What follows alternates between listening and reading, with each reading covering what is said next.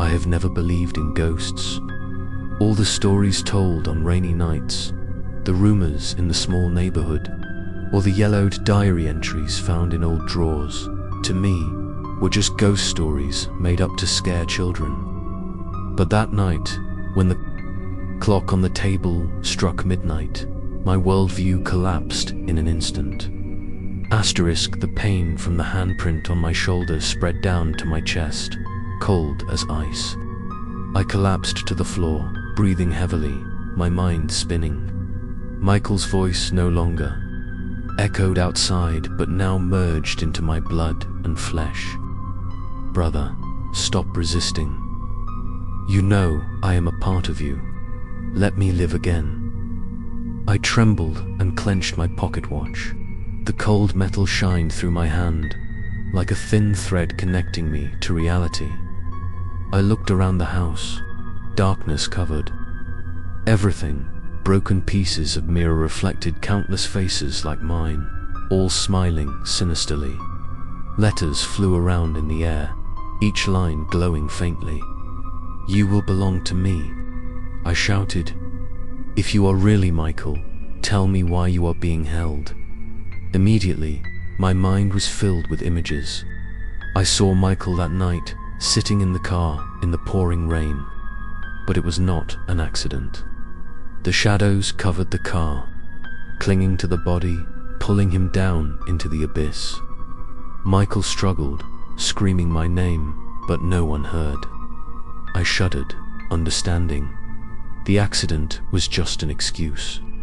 My brother was taken away by a dark force, imprisoned in an invisible prison, and now it used his body to find a way to come back. The hand imprinted on my shoulder suddenly twitched, like a second heartbeat. I collapsed, my mouth letting out a painful groan. A voice rang out in my head, angrier than ever. You can't resist. If you refuse, I will take everything you have, your memory, your soul, and your life. I clutched my watch, shouting, no, I won't let the darkness take over. Immediately, the shadows on the wall rushed over, wrapping tightly around me.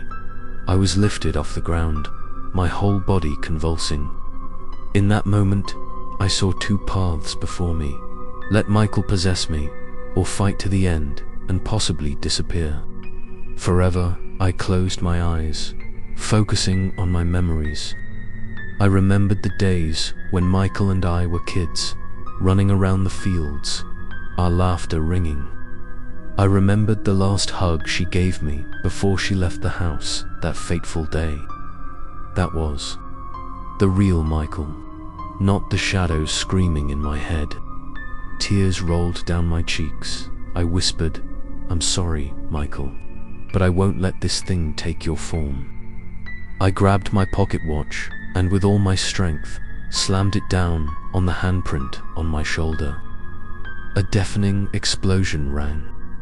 Out in my mind, sharp pains spread throughout my body. I screamed, my whole body shaking, but at that moment the shadows around me shrank, struggling as if they were on fire. The screams of darkness echoed throughout the house. You'll regret it. I'll come back.